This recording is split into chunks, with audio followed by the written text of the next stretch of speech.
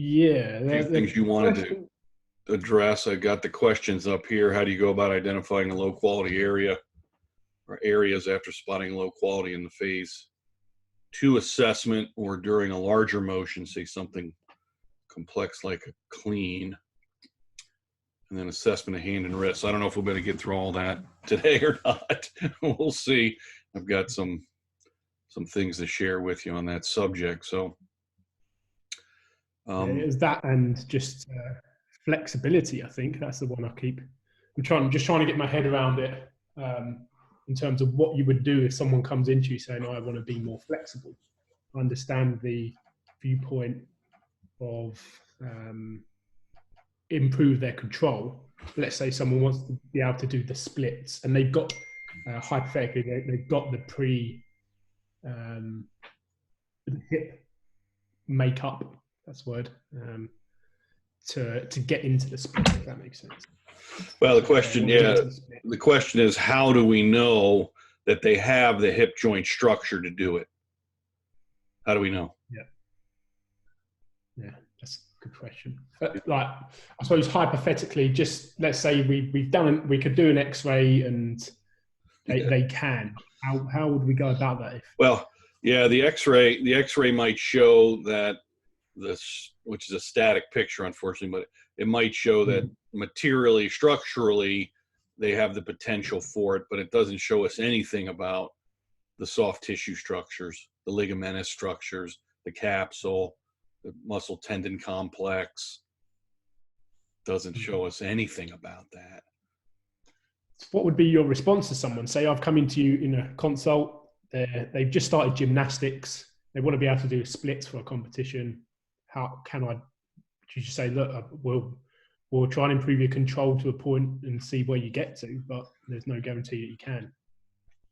That's correct. There's I don't know. We'd have to have a discussion about all of these things, about what contributes to joint range of motion, really, if that's what we're talking about in terms of flexibility, right? So flexibility tends to be a broad term and biased towards just the material lengthening capability, right?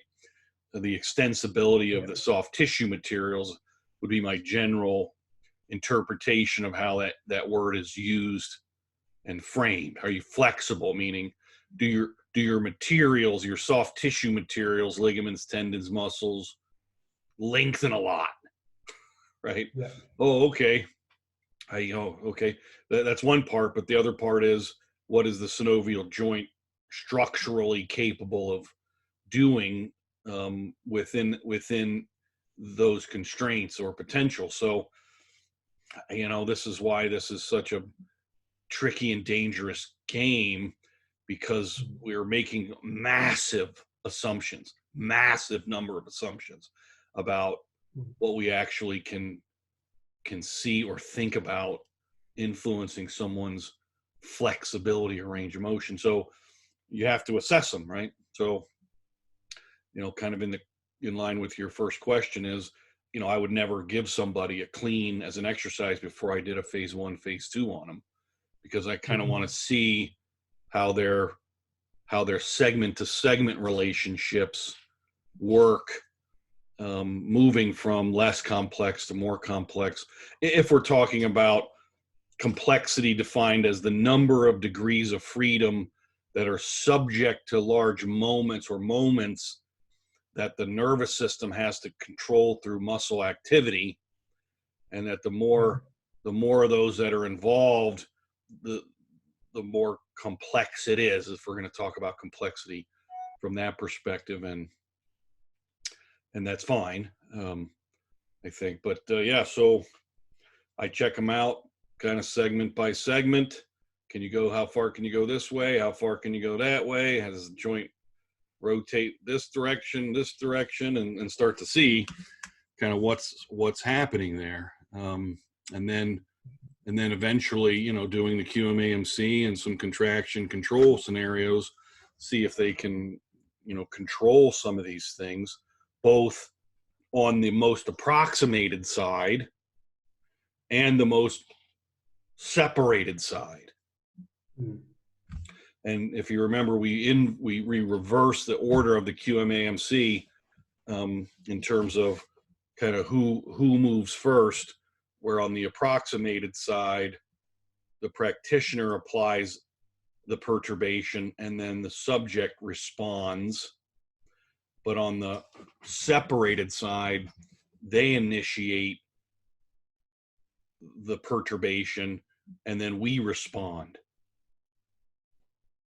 And the reason for that is safety, because if we're applying a force or a perturbation at what we believe to be their end structural range of motion, and they can't react properly, that's when stuff tears and gets smashed. So we let them come out of the separated position first, and then we react to them to try to get a sense of quality. So that's an important distinction to make in terms of how we apply that particular assessment technique. But looking at it in general, just to let you know, there is an advanced course that I teach on this subject of observing and understanding individual motricity and its subjectiveness in a congressant system, right? So, you know, how do we understand someone's ability to do a split, right? Which is, again, this pre-constructed kinematic segment to segment relationship that we have in a general sense, and see if they can match it, especially against a measured or expected outcome from a competitive perspective. Like they have to, in order to get a certain number of points, they have to do it a pre-constructed way. This is what makes athletics and athletic performance under those kind of demands, like Olympic lifts or powerlifting. There's certain depths, right? Certain general kinematic orientations you need to achieve, or you fail the lift, or your points are taken off, right? And so you can see, I think, why Darwinianism, the idea of natural selection, starts to play a part here, where those biological systems and physiological processes that someone is inherently or intrinsically or genetically gifted with, they get to keep going forward in the sport, and other people cannot, without significant injury, because they just don't have the genetic expression of materials and structure to meet these very rigorous pre-constructed kinematic configurations that have to be met in order for them to succeed in the sport. And this is it's unfortunate, because most of the population can't do it, right? That's the problem. Yeah. So when someone, let's say someone has like a normal average Joe person, we've seen it, like the videos where they have the makeup for it, and they're super, in quote marks, stiff and tight, and getting quote marks, and they begin practicing the splits. And it actually reminds me of a previous client at my gym. And they practice the splits, and eventually they get into it. Is that just a case of their brains like, okay, this is a safe position for us to be in now, so let's kind of relax the structures that need to be to allow them to get into that position? Yeah, well, that would be the control side of it, right? The nervous system's control over who? Sarcomeres. Yeah. Right? Because that's the one material in the body that is physically, genetically grown and constructed to change its length. Ligaments are not. And they're not supposed to be changing their length day to day, right? You don't want your ligaments changing length day to day. You don't want tendons changing length day to day. You don't want your bones day to day changing their lengths. Right? That would make it a very difficult system to learn to control, with constantly dynamic, evolving morphological changes to the materials day to day or moment to moment, right? So we get back a little bit to homeostasis.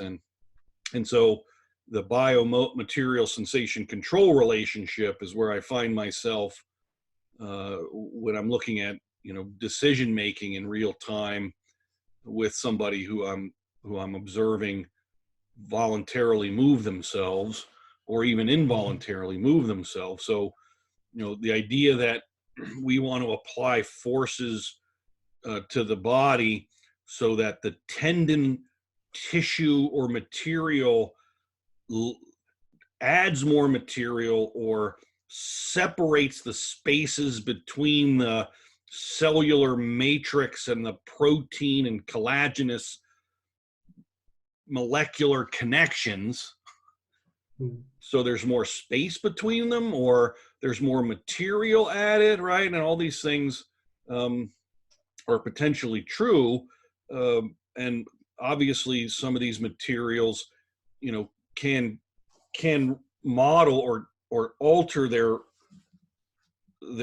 physical structures over time, but it could take many, many months of a very repetitive and regular force application to actually start to see observable, at our level, observable material changes, which is why they tend to start these kids very young in the process and go from there. So initially, when I'm working with someone, I'm totally focused on what can we get out of the control they have over the material that is genetically expressed itself as the best length changing material, and that's muscle. That's it.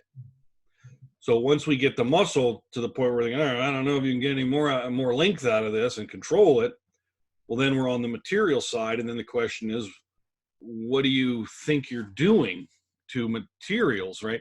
So it's very strange.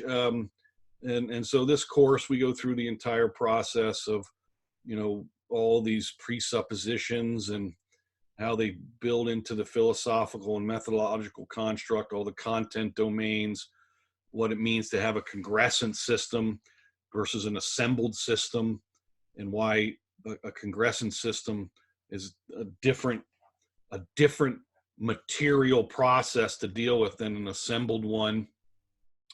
And then I'll go over actually different materials in the body, right?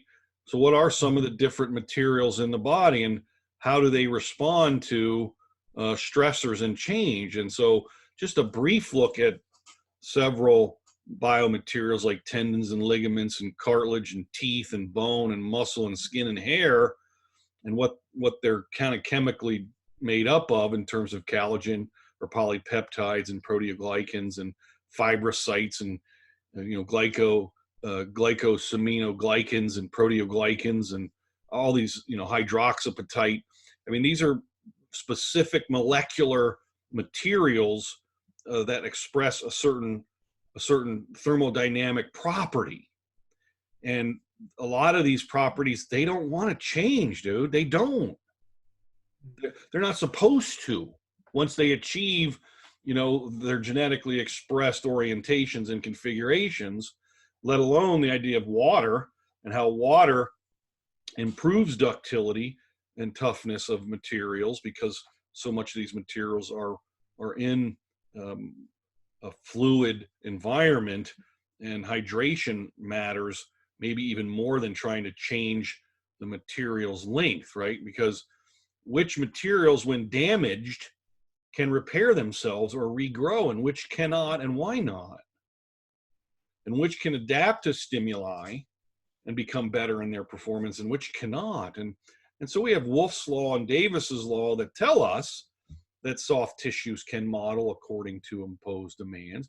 Bones can change or deform in relation to lines of force, but it takes a while, man, of a very regular frequency and duration and direction of force to try to drive a particular material in the body to make some kind of deforming change that is a healthy deformation, not an unhealthy deformation.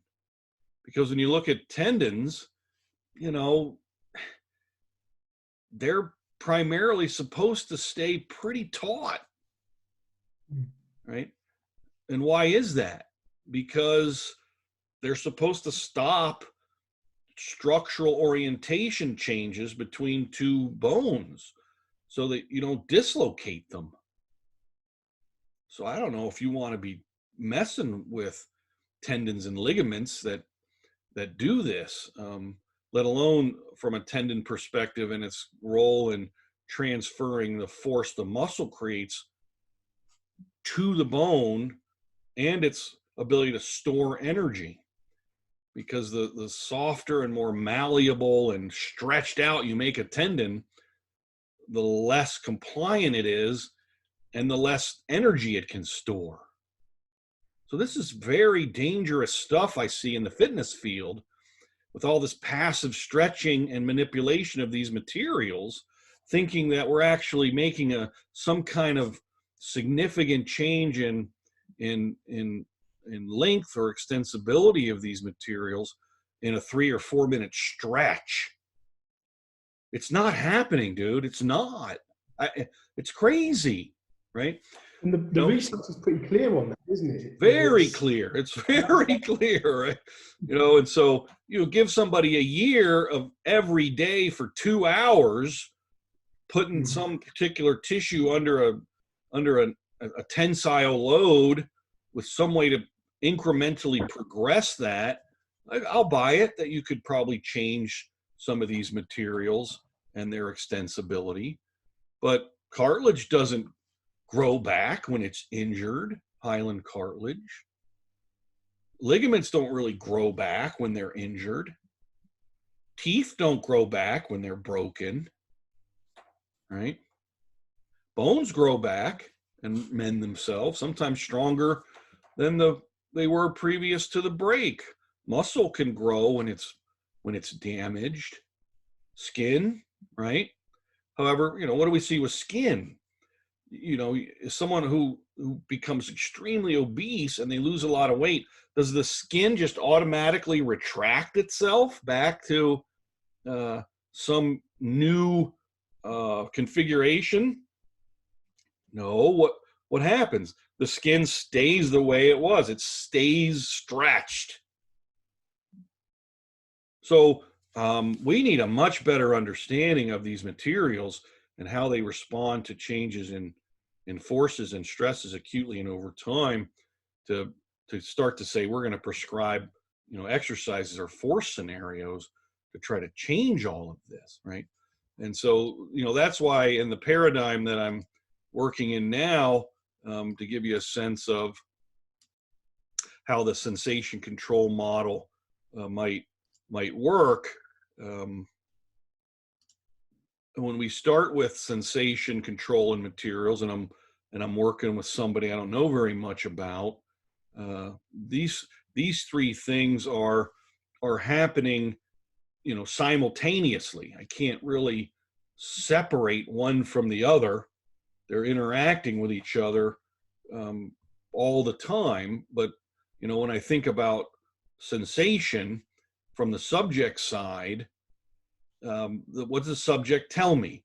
They give me a verbal report that's got some kind of mechanical component associated with it, or some kind of psychological or emotional component. And maybe they give me a location identifier. Here's where it is, right? You know, if it's mechanical, I can subject that to a physics statics analysis in a rough way and get a read on, okay, what configuration were we in? What were the forces or torques on the system? Where was the applied forces? What are the muscles trying to do here? And I can, you know, start to break that down a little bit. Psychologically, that's a different sensation and a different thing to deal with than something that could potentially have, you know, a more emphasized mechanical explanation for the sensation. Like I had an example as I'm working with a client, high active, very intelligent. She's been exercising, lightly most of her life, skiing, and never really had an injury, and suddenly had a bad back injury, a nerve injury, drop foot, changed her life. She, like an athlete, had some clinical depression because of this. She couldn't participate in life the way she wanted anymore. She was very anxious about this problem. Was told by doctors, right, that it's going to take a year for the nerve to grow. And she had the picture in her head that somehow the nerve was like severed up by her spinal cord and had to literally grow outward from her spinal cord back down to her toes. That was the picture in her head. And I was like, hopefully that didn't happen to you. You wouldn't be using your leg, if you severed the nerve and now it's growing like a hair out of your head, back down your leg. But that's what she had in her head. She actually did the calculation in her head, because the doc said, well, it takes about an inch every few months or something like that, right, for this to grow back. And I was just like, what the heck is going on? Is this what the doctor thinks is going on? I don't know. It was just a bizarre thing. That was just the way she interpreted it and told it to me. So I don't know if that's what the doctor said. So I'm like, well, I don't think that happened to you. And let's try to get this, leg and back working. And, we figured it out and it's working better. And, her anterior compartment, the extensor digitorum and the tibialis, right? And, the dorsal foot muscles are still, problematic, but she's getting better. She doesn't have any pain anymore. So I was getting her ready for a phase 2 assessment. And as we were working through it, if you remember how it progresses, right, from just standing to balancing to, holding yourself and turning. Well, when we got to the hopping part, she stopped. And she looked at me and started to tear up and said, I can't do that. I don't want to do that. And that was, to me, a psychological anxiety response, not a mechanical one. And she was even surprised. She was like, oh, I didn't know. But when you asked me to do this, I went to try to do it, I felt like I better not. I mean, something bad will happen to me. And so that's a totally different thing to deal with from a training perspective than simply a mechanical thing. Now, the interesting thing is I gave her some homework and we worked on some things, and she came back in about 3 weeks, and guess what she had been kind of practicing on her own? Hopping. Because she was surprised. She came back, guess what she could do? Hop. So she already had the mechanical capability. There was something psychological about this. Okay, that's fine. And so you got to deal with the sensation side and all that means. And then, of course, if you as a practitioner, are using the QMAMC, you have your own sensation set and your response expectations. You can use a compare contrast to the opposite side if you want to see what the expectation is. And then you can apply that in phase 1 and phase 2, which generally leads to another physics statics analysis. What are the forces? What are the directions? Where are the torques? Which segments have to deal with the torques the most, the least? Where's the greatest torque? Where's the least torque? But I'm always in the back of my mind thinking about the biomaterials, which is drawn primarily from history. Have they been injured? Where? What was the injury? Crush injury? Stretch injury? Was there a surgery involved where tissues were cut? Things were separated. They had to grow back together. Is there a current known disease like a spondylolisthesis or a nerve ablation or inflamed nerves, disc degeneration? What materials from a known disease are problematic? And then what's the system usage been, which can alter the material construct? Have they been an active person? They've been sedentary, right?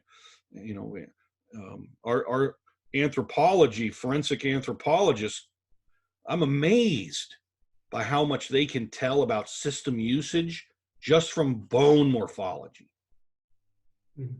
They know what diseases you had. They know if you were a heavy laborer or you were just sitting around all day, right? You know, they can tell if you're male or female. It's amazing. So clearly the bones are adaptive and modeling materials over time. And then I look at, okay, well, how does this affect them mechanically and neurologically? And this usually leads me back to a physics and statics analysis again.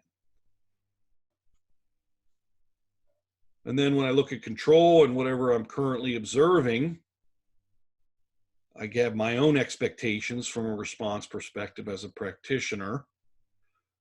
The subject had a response expectation, and they give me, again, verbal reports or location identifiers about where they feel stuff or don't feel stuff. I might try a compare contrast to previous attempts when I've seen them do something similar, or to the model in my head about how I think it should be done. And again, that leads me to mechanical location identification and back to a physics statics analysis. So all of these things, this is the real value of segment to segment and configurational perturbation is I can set up experiments and start to reduce and then expand back out again their ability to control themselves. And so that's generally how I'm doing that, just to give you kind of a rough understanding of those three concepts as they interplay. And so if someone's saying, I need to increase my flexibility, well, I'm like, well, why do you think so? And what are they going to tell me? I feel tight, right? Where? Here in my hips or hamstrings, right? So they give me a location identifier. Then I say, under what conditions? What are the control conditions that you're observing this? And then they might show me something, right? And then I have to think of, okay, well, what materials am I dealing with here? And how will I even begin to know whether or not they can achieve the physics or statics based configuration endpoint that they want? And so I'll start working towards that. But sometimes I have to tell people, look, I'm not going to stretch you in a rigorous passive way to try to make something longer than it can be, right? Okay. They That's might the go, interesting okay. part, isn't it? Yeah, They're going to essentially take that as a he won't do what I want. yeah, When you're like, no, there's a much bigger picture here that they can't and potentially won't ever understand. No, this goes to a post I just did on the muscle system specialist site regarding a article I just read by a medical doctor, primarily talking about the commodification of healthcare. And I just wrote an article on the subject for the medical fitness publication coming up. But he says it, I think, quite well here about why the problem of science applied to the human body and the expectations of the client or patient are so problematic, right? Let me see if I can find it.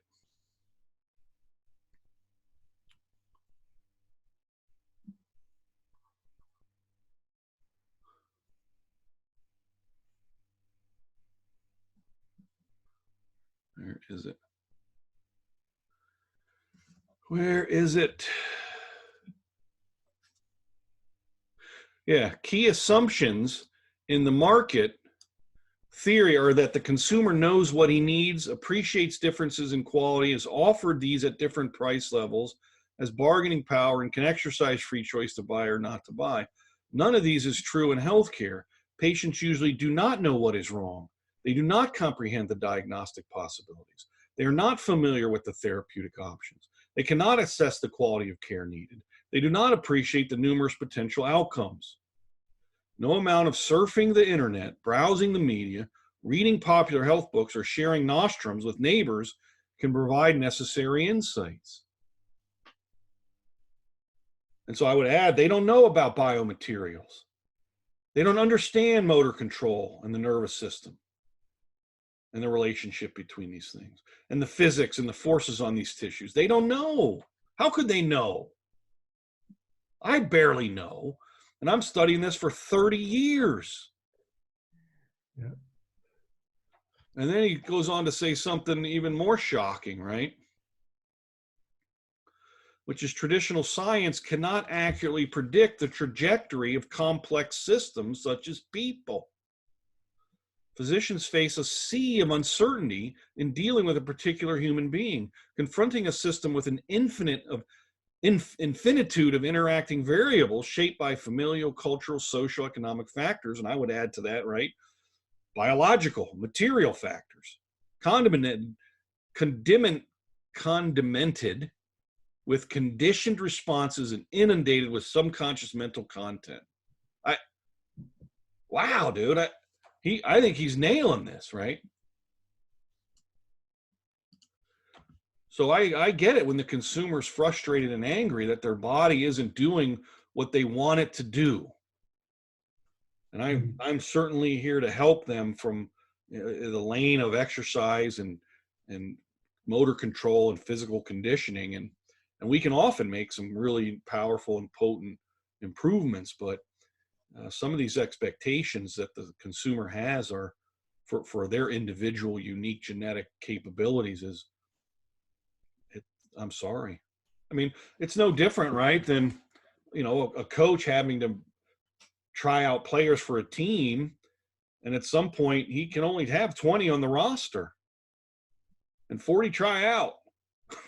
What's he doing? Or she's doing. They're saying, hey, this is what I need, and this is what I'm trying to do, and this is where we're headed, and I'm sorry, you don't make the cut. You can't go there.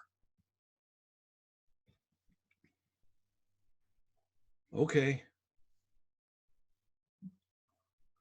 And so this is a very difficult and a real ethical problem for health practitioners, I think, and exercise professionals is, balancing, what we understand and know about the system and its materials and how it produces sensations and how it controls itself against a relatively ignorant human being client who doesn't know these things and is expecting us like a retail clerk just to order up flexibility for them. Let's order up some flexibility, take it off the shelf. Here you go, $25, flexibility. It's wild.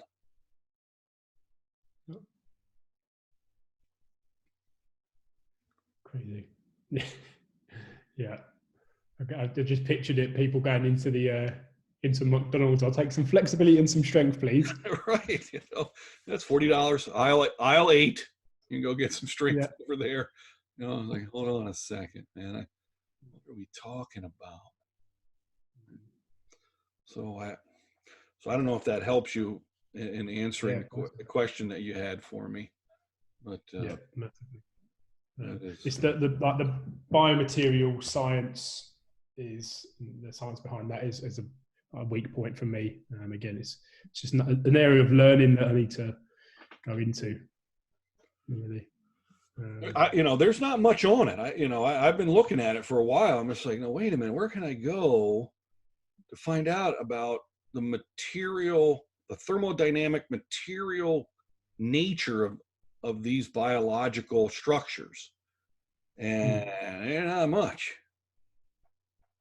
I mean, you can go and get the anatomy. Here's the anatomy of a bone. Here's the anatomy of a tendon. And here's the anatomy. And we get a general sense of the tensile strength of a common, or, we took 10 ACLs out and we put them on a machine and they all snapped at 600 newtons or whatever. around there. But again, even that's a normative distribution. Some snapped at 40, some snapped at 80, some snapped at 200, right? They don't all snap at the same tensile load. So it's like, wait a minute.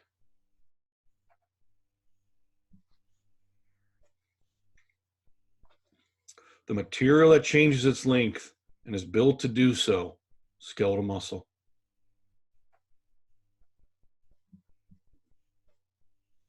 How good are you at controlling the structural length potentials of muscle? Let's get good at that first. And then we can start seeing about all these other materials. If change in length is what you're looking for, both separating and approximating.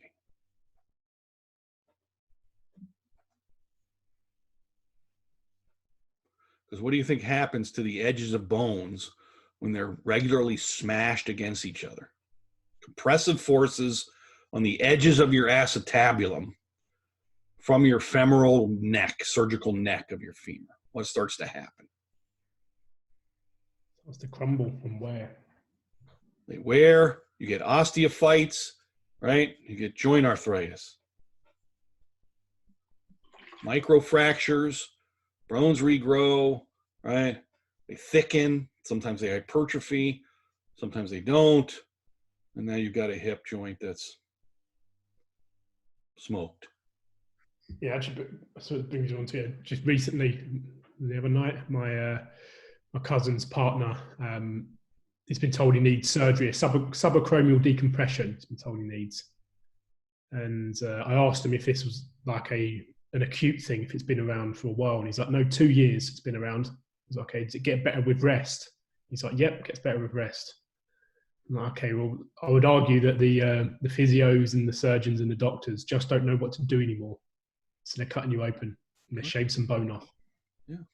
Temporary fix, but again, like you start shaving bone off, and yeah, he's been told there's a risk of arthritis at some point in his life, and it's like it's probably a risk of arthritis within the next 10 years if you have that happen. So, yeah. like, is it worth it? So this is a profoundly important conversation and a difficult one for every consumer and every doctor and yeah. therapist, is to cut or not to cut. Yeah. And I've seen cutting sometimes help, right? I've seen it make it worse. And again, it gets back to Dr. Lowen's, understanding that the system's so complicated, there's so many variables impinging on these things, that we're in probability land, right? The probability is it's 50-50, like it's 80-20, it's 70-30. We'll see what happens. What do you want to do with this arm? Use my knee, for instance. It fixed the short-term problem, but I would argue that that's caused a lot, and it's still causing problems now, having had the surgery. The accident. I mean, that recent research study that came out on the meta-analysis of long-term outcomes of knee scopes designed to debride and clean up the joint, it's not good. They've changed the arthrokinematics. They've changed the way the structure is, which changes the way it moves, which changes the way forces are created and behaving within it. It's altered. Yep. Altered. And so that's something that you'll just have to manage the rest of your life. Exactly. if you want to avoid a knee joint replacement, right, in your 60s or whatever. Exactly. Because cartilage doesn't grow back. No. Not hyaline cartilage. Maybe you'll get some fibrous cartilage in there, but Mum was a ligament reconstruction, wasn't it? Luckily, there's no cartilage damage. How do they know? There's no way for them to know what the pre-injury tensile strength of the ligament was, let alone how to match any repair to that. There's no way they can know that. No.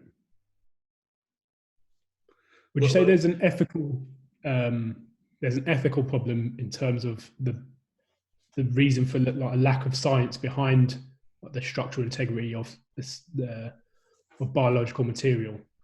It's the problem of studying living tissue. There's too many variables. Yeah. You can't subject it to a highly objective deductive approach in a laboratory where you can isolate dependent and single dependent independent variable interactions to see what happens. You can't do it in the body. This is highly problematic. There's too many variables that you cannot control for. And the so person who figures it out, it's got to be a wealthy person. Wow, there's just too many variables. And so this is why we're aware. Where do we find ourselves again? If we can't be objective, deductive, where are we? Yeah. Subjective, inductive, qualitative. Yeah. Trying to borrow what we can from the pseudo objective deductive research on stuff and get a read on this unique person in front of us and what their experience is, and try to leverage all of this. And it's tough. It's a tough thing as a human being when you want to be sensationless in a sense, right? Or have no sensations you don't like ever. I think that's kind of the misnomer, isn't it? It's that I suppose we've potentially been led to believe that you should never feel pain. Or any sensation you don't like. You shouldn't have that. Yeah. Oh, okay. So this is how I should, yes, correct. And if I can't get rid of the sensation you don't like, then I'm bad. There's something wrong with me. There's something wrong with the doctor, right? It's tough. It's a tough thing to deal with. Yeah.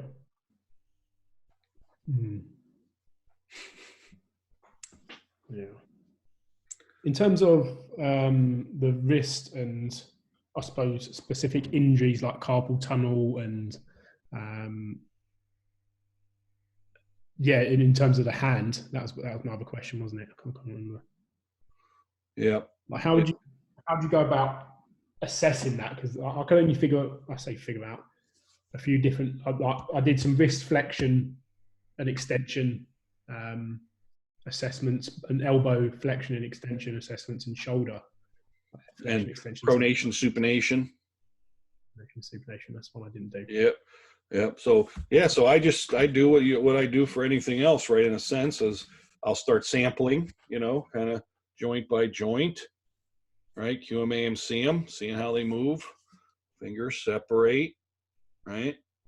Pull on them, tug on them a little bit, right? Can I wrist flex and finger flex? Can I finger flex without wrist flexion? Right? I'll start looking at all that ulnar radial deviation. I have an assessment for this for sure. So I'm looking at what normative expectations for generally how these structures across most humans should move. We should have ulnar deviation and radial deviation. I should be able to independently move my fingers, right? I should be able to move my fingers relatively independently, right? So, okay, so I start looking at that. I don't know if I want to overcomplicate it. And we generally know what, or suspect that wrist flexion as a force-producing muscle system should produce probably what against wrist extension and finger extension. Probably should be producing more tension and flexion and extension. The muscle cross section significantly smaller, but so these are all again normative things you bring in, but then you check. And I like to brace individual fingers, and I want to see, do they have individual joint control with the constraints against the other joints? Why? And this is a physics thing, because I know that when I flex my finger the way the normal attachments are, that I can't just flex the distal joint by itself. The middle one's gonna, because it has a moment to the flexor digitorum, right? So I have to brace that and then see, can they independently flex these? And I see a lot of problems here. People can't, or it hurts to bend the joints like that. So then I start working with that. I QMAMC them, right? Pull fingers apart. Can you hold this a little bit? And you don't need a lot of force for some of this, because you know these muscles are small. These interosseous muscles, they're not very big. They're not going to produce. Now, flexor digitorum, it's a pretty good sized muscle, right? Flexor superficialis, these are pretty big muscles. So I'm expecting some pretty good force out of who? Flexors, right? Thumb, pull that dude out. So that's generally how I go about sampling hand motor control and setting up kind of segment by segment quality output. Yeah. And look at wrist, pronation, supination, elbow. Yeah. Cool. Yeah. Crazy. The flexibility stuff is that's got me thinking. So apologize if my. Oh, you're still on that. Your head's still in that one. All right, I understand that. That's just got. What I'm starting to recognise again is the thought process behind it. It's connecting all of this stuff and going, okay, what does that produce? And I'm slowly moving it back from only looking at the outcome and going, okay, what's the layers underneath that led to that outcome? And if that makes any sense, yes, describe it. Yeah. For those conditions, you observed it. But this is why I like to put the system under different conditions and different configurations. Because if it starts to show up the kind of the similar sensation control thing in multiple configurations, then I'm like, wait a minute, this is probably a relatively local thing. Versus the only time the sensation that they report or the control problem I see, the only time I ever see it is in hanging cleans.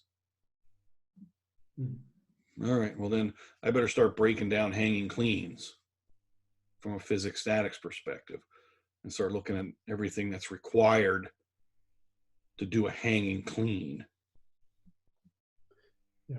Okay, I got you. So use myself, for instance, when we did my phase 2 assessment, my single leg squat right to left, my right one was I'd fall over because it felt like I was blocked in my ankle. So you go, okay, what are the joint angles and so on that are required?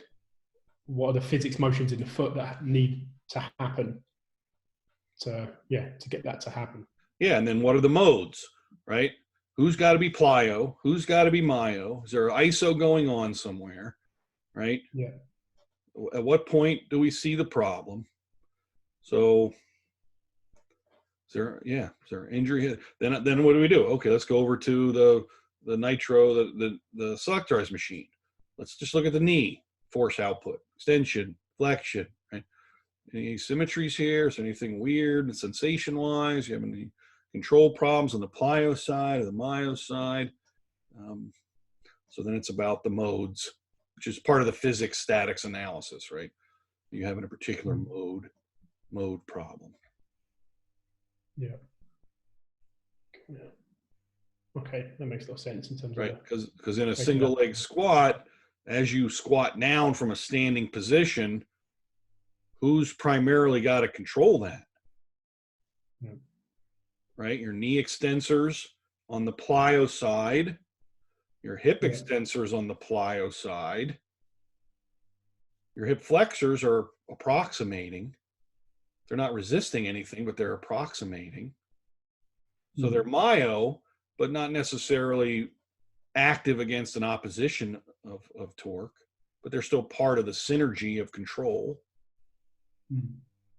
So that's what I start doing. And I go, okay, let me see your hip extensors, myo, plyo, iso. Let me see your knee extensors, myo, plyo, iso. You see your knee flexors, your hip flexors. Right? Okay, so you go through all the different contraction mode. You go, are they doing what they should be doing? Yep. Long side, short side. That's right. That's it. Oh, yeah. And it's just it's just faster. I mean, it's just a faster way of figuring out what's going on. That's what I've learned. It's like, okay, I can figure this out pretty quick. And if I have history to overlay that, right? And you know, this is the problem with functionalism. I just had a client come in, former bodybuilder, right? Mr. Ohio, high active, been exercising rigorously and high intensity for his whole life, right? Pretty much. He's, you know, is in his 50s now, low back surgery, discs blown out, nerve injury, right? Left leg, motor output, terrible. Pain in his leg pain, all kinds of stuff. Shoulder, smoked. Something wacky going on in there. Right? We got a lot of this cleaned up. But he comes in the other day and he's like, I just can't squat anymore, Greg. I can't squat. What do you mean? He goes, when I go to squat down, it feels like my left leg is just going to buckle. It's going to buckle. And so I said, all right, we'll go ahead and squat. And he does the control motion, and I watch him, and he shifts his weight, and then you can see him, you know, say, oh, I'm going to lose it. And he points where and gives me his verbal report. And I know his history of low back injury and nerve damage. It's affecting his left lower extremity.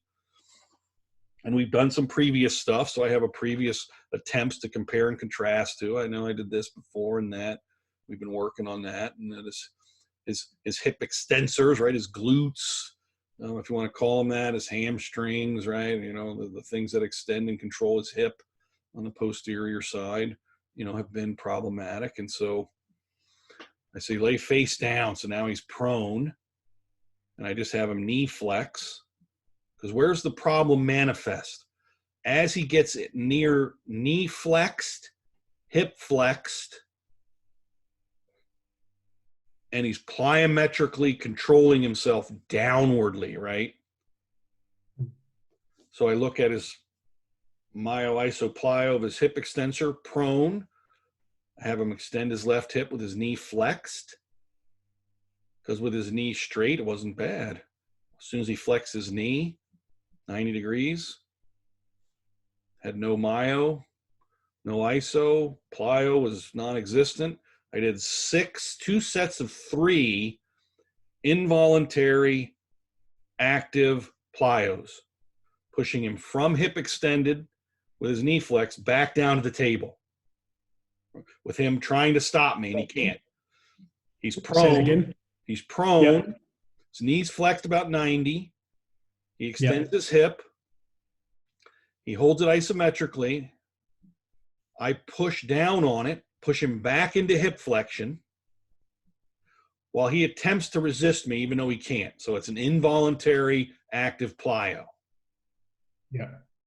I do 2 sets of 3. The quality goes up. He stands up. He can squat now.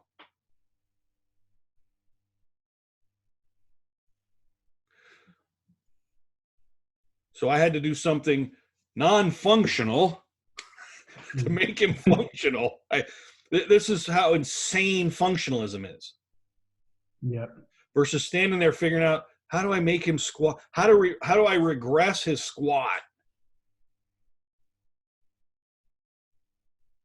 And spend months trying to progress his squat. Mm-hmm. It's unfortunate. Because you think in your head, everything we have to do has to be functional, standing, natural motion, right? Whatever that means, right? Is there even any point of even defining it as functional? I think it's a mess.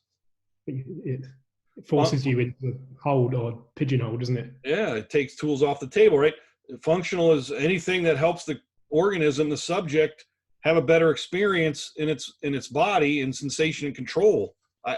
That's functional. So, and then it can now do what it wants. Okay, anything that contributes to that is functional.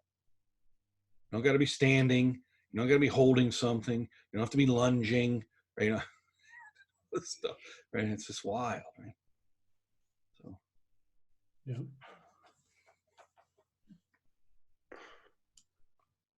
Got you.